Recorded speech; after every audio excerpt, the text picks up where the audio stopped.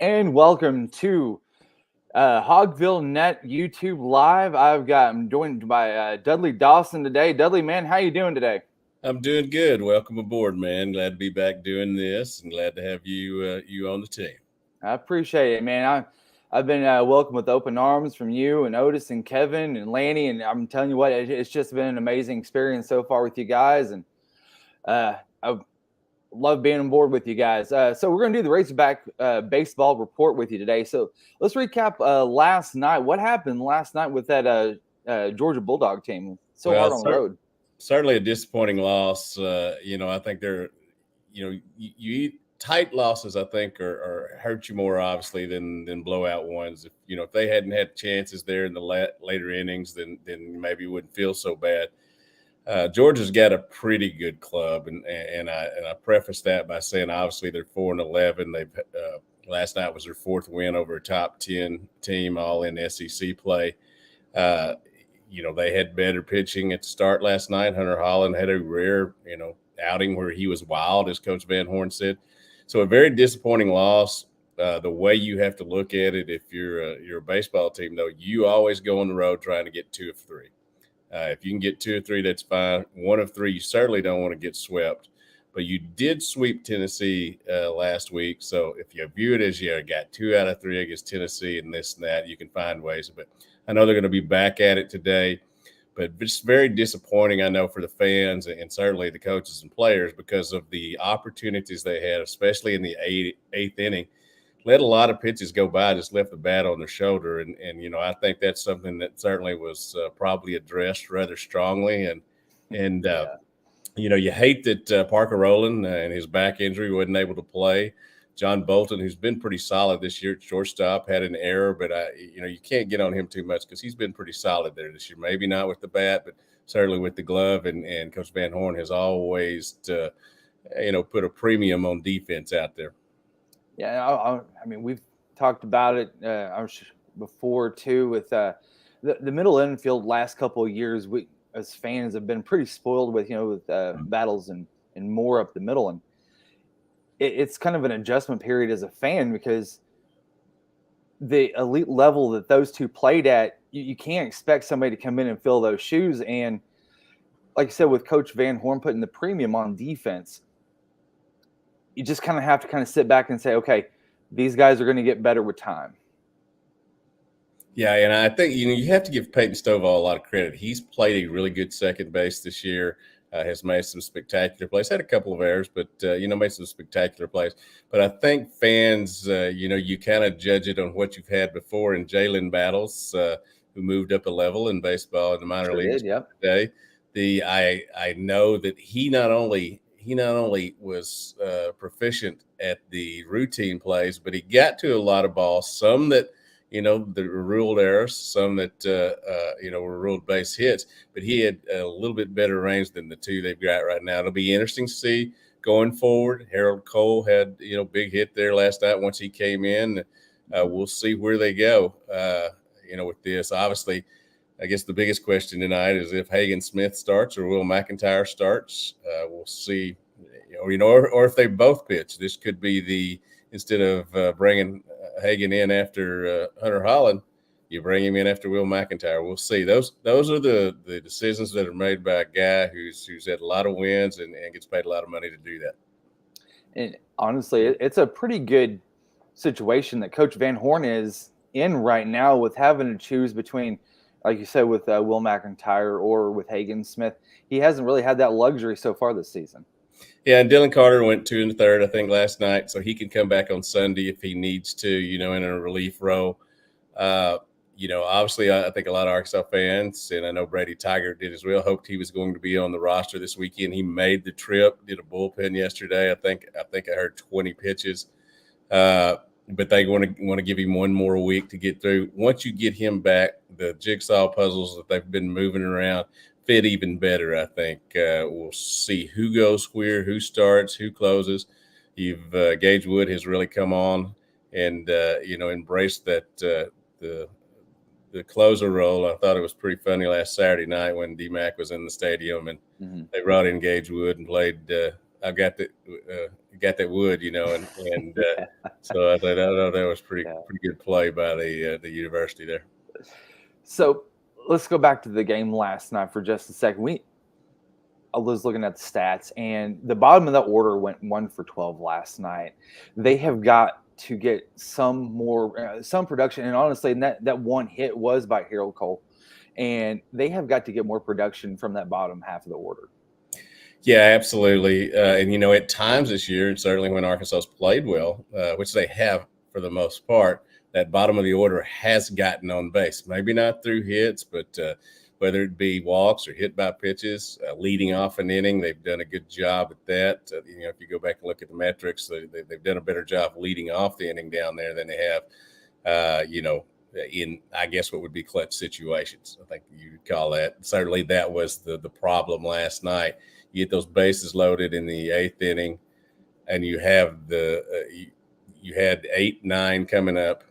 The two guys who have not hit enough this season, but you had Josenberg up there too. He struck out as well, and he's always been clutch throughout the year. And then the 9th inning, how about that? Just a few feet away from being a game-tying homer.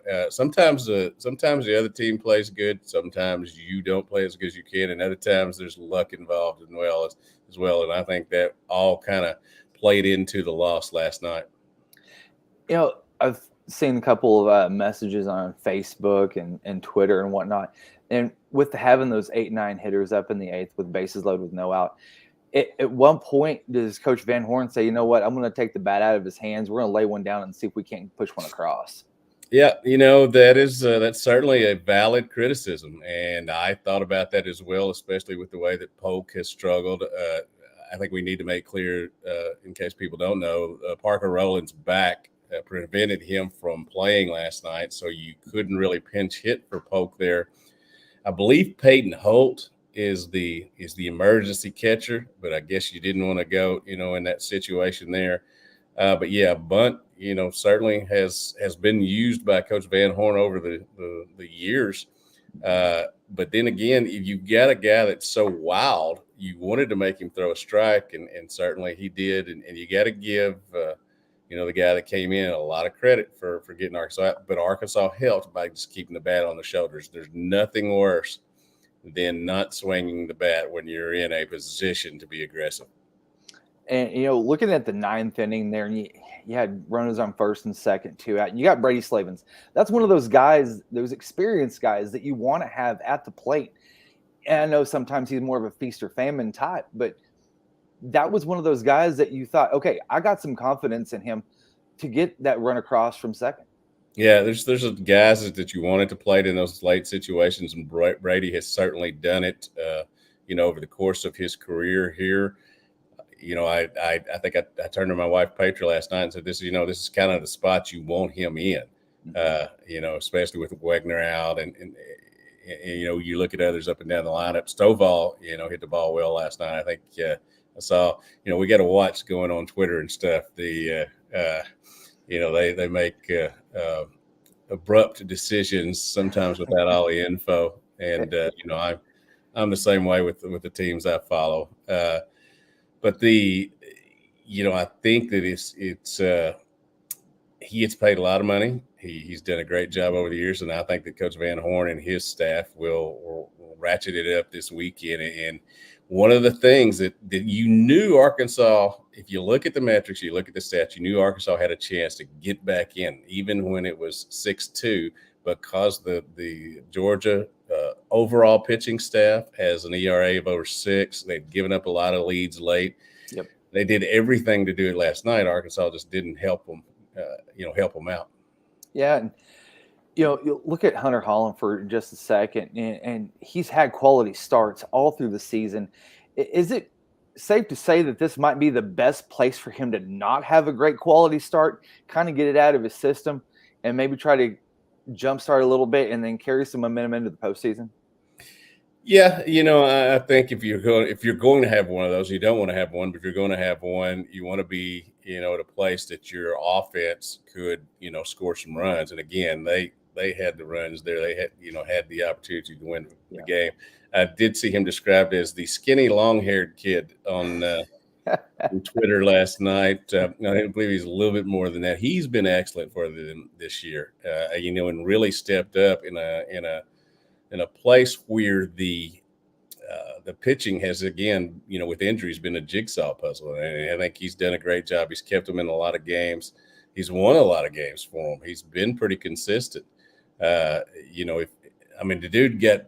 dude was one of the two, along with Hagen Smith, up for the National Pitcher of the Year. So this is not my opinion. It's those people who vote on that stuff. So I think the skinny, long-haired dude will bounce back next weekend when they play Texas A&M here, and I suspect that Arkansas will bounce back. If they don't, this would be very disappointing. If they were to go down there and get swept, lose 2 of 3, then I think you have to, certainly count that as a disappointment. But I kind of feel that they'll kind of bounce back tonight and tomorrow. But we'll see. Yeah, and that's kind of been the calling card for this team, is that they've won in multiple ways. They've clawed back. They've used the long ball to get a big lead also, and they've also played small ball to get a lead. And that's something that this offense, you haven't seen from an Arkansas offense here in the last 2 or 3 years, where they have been they've had a great record going into the postseason, but they've always had just that one way that they were winning on the offensive side. This team is completely different. Yeah, absolutely. And they've been able to manufacture some runs. I was watching last night, and even though Ben McLaughlin has done a great job, filling in there, designated here, I think he's 8 of 14 now, something like that. He's done a wonderful job. There's a reason Jared Wagner was leading the team in home runs, RBIs. He's a power threat. Even if he doesn't hit a home run, he gets you a double. He's been clutch all season. That's a big hole out right there. And last night when the lineup was rolling around, I found myself thinking, well, if he was there, you knew he would have gotten the job done. What a terrible time for him to have an injury. And I know we all can look back, diving into a base. I have a finger that doesn't straighten up because I once dived into first base of all places. But that's why the many experts always say to go in feet first, but it's when you're hustling, you dive in head first. That's what he did. Hurt that thumb. From all indications, he had the surgery on Monday. We'll be back 3 to 4 weeks to either the next to last SEC series or the last one with Vanderbilt. And you can't wait to get him back, and it just proves how big a guy he has been for them this year. I don't think enough people realized how good he was at Creighton and how big a pickup that was for Arkansas, especially because it happened early in the transfer portal process. Yeah, and you want to see him come back, but you don't want to see him rushed back. Mm-hmm. And you have the possibility of getting him back, and then you'll have Tiger possibly ready to roll by the time, and honestly, hopefully a good spot by the time postseason rolls around. How important is it for Coach Van Horn to have those guys back in those spots where they can produce at a higher rate than, say, for instance, this the lineup that's in there right now? Well, Tiger, I think we look back to his first appearance this season down at Globe Life Stadium in Arlington. Came in and was exciting and really handcuffed the hitters in that he ended up with a 1-0 record. I think his ERA is 5, but it was because of one bad outing. But he gives you the versatility. He can he can close a game out. He can pitch several innings, and by God, we know how several innings in relief has been a thing here, over the course of the years. I was talking to Tony Vitello last weekend, and he made that point that, Coach Van Horn and Coach Hobbs do a great job at knowing when to use guys in middle innings. Certainly that, that helped with the sweep of Tennessee last weekend. But, there's a reason people are designated stars on the team. There's a reason they're designated as guys that you can get the most out of with a baseball team. Those are two guys that you're getting one back next week, I guess. You're getting another one back in a few weeks.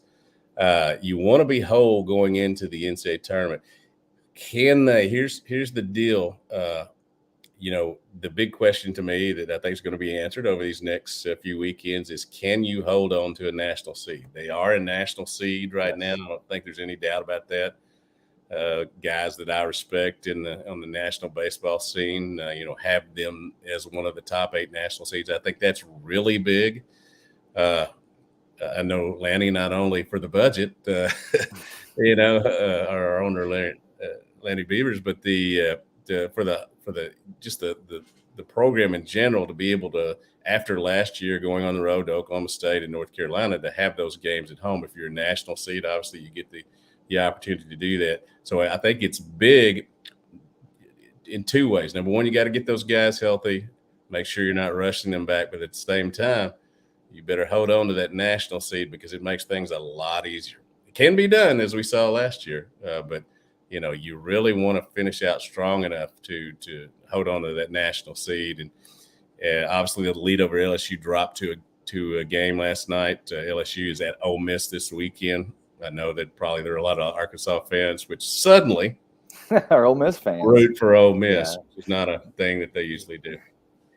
Yeah, it's really important for Arkansas to secure a national seed. But at the same time, if they're not able to secure that national seed, the proof's in the pudding here in the past that Arkansas's 4-3. They got 4 wins at home, getting to a super regional, 3 on the road, and Arkansas series wins. And even if Arkansas does have to go on the road, you feel pretty comfortable with them going through regional, super regionals into that College World Series. Yeah, and one thing that was noted last night, and I should have had this as a factor in my head, but that was only their 7th game on the road this year. So many of them been here at home with the 18-game streak and all that, so they haven't played a ton, outside the confines of Baum-Walker Stadium. It's probably good that these last few series, they're going to have some of these to give them an opportunity, if they don't get the national seed, to be in a position where they've had more experience in situations like this. There's an awful lot of freshmen. There's an awful lot of transfers that maybe have not been in as big-time situations as this, that were there last night. Hudson Polk, I thought at one time he was going to be the catcher. Went to all the spring games, or I should say the fall games that Arkansas had, and scrimmages and all that. And he was leading the race there for a while. Parker Rowland kind of took it over. But, Hudson Polk really was the backup catcher at Oklahoma last year. So these are some, maybe bigger situations that he's seen. I do think he's a really good baseball player. I think that he'll fight through this. And certainly I'm not pointing toward any one player. It was a team effort last night, and it was really a lack of aggression that you don't usually see from Arkansas batters at the plate. Yep. So we're going to switch gears here for just a second. We're going to go into softball, and Coach Courtney Deifel and the Razorbacks are on the road going against Kentucky this weekend. And I talked to her a little bit last week post-game after the last UAB game. And she said that the offense has been pretty consistent here in the last couple of weeks, but the defense has really been consistent. And defense really carries on the road too. How important is it for the infield, for instance, that they've had a little bit of trouble sometimes with throwing errors? How important is it for them to keep the errors down against Kentucky this weekend? Especially when you're on the road, and I don't know, a lot of people know that Kentucky's ranked number 20 in the country, so it's a matchup of top 20 teams. Hannah Gamble, I know, hasn't had the offensive season that she wants to, but she started to come on lately there at the plate, looking more comfortable. But she's been great on defense, and that infield has played really well for the most part. Excuse me, I've been battling the flu and a cough all week. I wonder. I'm glad you're feeling better too, man. I'm glad you're feeling better. Head here. But defense is something you have to take on the road. You can win you may not have to score a lot of ones to win on the road, but especially in softball, you've got to play defense. You can't give the home team any opportunities. Kentucky has two of the better players in the country, both up for the college softball player of the year award. And it's just very important that you don't allow them to get started. I think Coach Deifel in her press conference yesterday talked about how that Kentucky is going to get their runs, that they're going to get theirs, but you cannot help them by giving them extra outs and allowing them to get comfortable at home. I don't know. Haven't been to a Kentucky softball game, so I don't know about the home atmosphere, but I do know that the home crowd here at Bogle, when the other team has errors here, you can see blood in the water here. Most definitely. And you look at Shanice Dels. Just recently, she was selected 9th overall in the professional women's softball draft, and she's been really a mainstay now for the Razorbacks here these last 2 years. Her and Mary Half last year, this year with her, and it's been kind of a mix with the freshmen. With Nikki McGaffin and Hannah Kamensid and also Robin Heron. Those three have kind of piecemealed that second day for Coach Deifel. Yeah, and it's interesting. Shanice 16-5, I think, has 3 saves. When she gives up a hit, she gives up a run. It's kind of shocking. It shouldn't be, because that's you're playing the best in the country in the SEC. But she can't. She's not perfect, but she's been darn near close these past couple of years. But she certainly has given them a lot of great games, a lot of great innings this year. But you are right that second day has been good sometimes, as not others. It looks to me maybe, and we'll see. Certainly, Coach Deifel knows what she's going to do. That Hannah is kind of moving into the second day role there. That it certainly has had some good time at the plate as well. But yeah, it's Coach Deifel made a statement at the first of the year. She had 5 pitchers. She's going to use them all, and she has. She has used them all. There have been varying levels of consistency there. Robin Heron also obviously has had some great games, including last weekend. So there's depth there. Again, as with any coach in any sport in any year, it's about piecing everything together, making the right decisions. Mm-hmm. And we know with both baseball and softball here, because the coaches have won so many games and made changes and done such a great job recruiting, that usually that's gotten done. Yeah, and so last Sunday was kind of an interesting shift, because Coach Deifel had put a couple of different players out in the field. And it was kind of talked about, with Hannah Gamble. She started at catcher at the beginning of the season, which completely threw everybody for a little bit of a loop there. And then Lauren Cammons and Hannah's sister came in, and she's been really consistent. But that's not really her natural spot. And she got in at shortstop, and her natural spot is at second base. And I think that Coach Deifel against UAB in that third game kind of previewed what we might be seeing next year. Yeah, that's one of the things that I asked her question in the press conference yesterday about how, during this 5-game stretch of non-conference play, what did she learn, and were they continuing to develop and use different, because we could see different players and people in different positions. She again, sorry for the cough. She talked about how they're continuing to learn. They're really, still a young team. There are a lot of talented players that graduated, moved on here, after last season and after great success these last 2 years. And she continues to, again, try to make decisions as it moves along.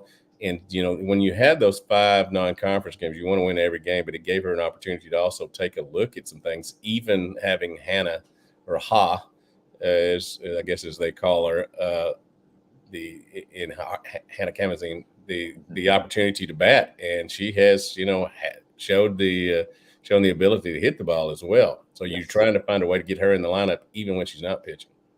Most definitely. One of the players that had a great freshman season last year and had kind of like more of a sophomore, I wouldn't say a slump, but more of a lull, has been Casey Hoffman. But the last couple of weeks, she's really starting to kind of find her stride again at the plate. Yeah, and certainly I think she's a damage girl in that young lady. When she hits the ball, it usually is not all these it's all these words, these launch angles, these miles per hour off the bat, all these analytics that they talk about these days.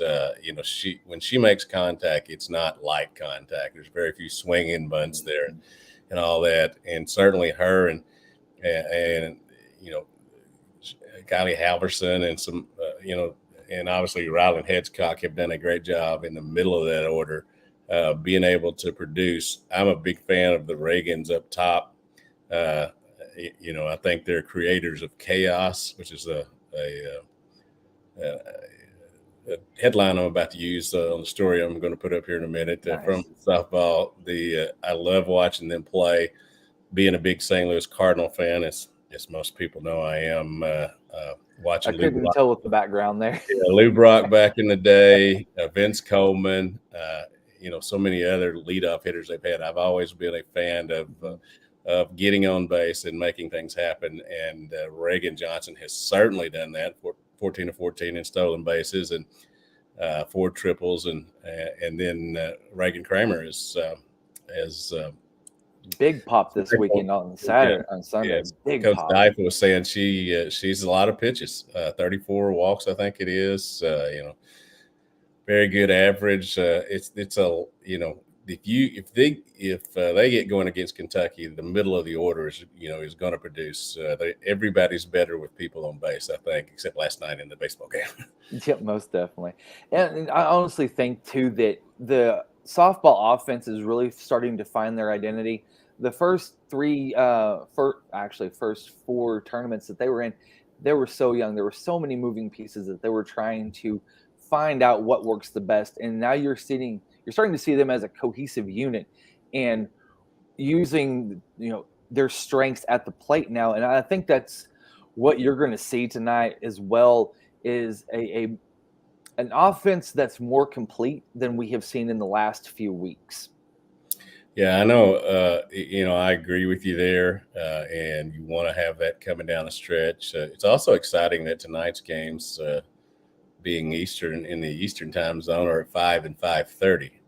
I'll have those both on the TV nice. Here on the SEC Plus or ESPN Plus or whatever they're calling that today. Watch ESPN, all those. But nice to have those earlier in the evening and late afternoon, however you see it, in both. This is a big weekend for Arkansas. If they can go up there, get 2 of 3, maybe even sweep, and I'm not saying they're going to, but they put themselves in a really good position down the stretch. Got Tennessee next weekend, really good position to host, and maybe get to a position where they were last year, which obviously was just a couple wins away from getting to Oklahoma City, which is where you want to be if you're a softball team at the end of the year. Most definitely. All right, well, Dudley, I got one quick segment here at the end. I'm joined by Dudley Dawson here on Hogville Net Live on YouTube, and it's buy and sell. I did this with Otis. I'm going to do it with you, and I'll do it with Kevin, and just kind of a quick little round trip here of a couple of tidbits, and then we'll get you out of here. So, all right. Buy or sell when Brady Tygart comes back from injury. First start back, 60 pitches over or under on that pitch count. I'm going to sell on that. I think that his first time out, there'll be, I think 60 may be a little much, but I think that 40 I would probably, think for sure. All right. Now, next, softball has to have a fast start tonight versus the Wildcats. Absolutely. I will buy that. You cannot go on the road, get down in that first game or we saw what happened, last night on the road with baseball. It's much better to score first, always. All right. And the last one is the bottom of the lineup can produce more tonight than one hit. Or I should say, the bottom of the lineup can produce more than one hit tonight for the baseball team. That's tough because I'm guessing that there might be a switch And if Harold Cole's down there at the bottom, I'm going to go ahead and think that Harold Cole may be in the lineup tonight down there. So I'm going to go ahead and go with more than one hit. All right. Well, And Dudley. that's a 7, 8, 9, not just 8, 9. Gotcha. That's how I find the bottom of the lineup. Well, Dudley, I appreciate it, man. Thank you for coming on here. And we're going to be doing this each week, and I got your schedule too, and we'll get back with you, and then we'll get everything set up, and everybody can come on and watch us live. They can pick it up on the Hogville Net YouTube page as well. And Dudley, thank you for coming on with me today, and we'll talk to you soon. I appreciate it. Glad to have you aboard again. Appreciate it. Thank you.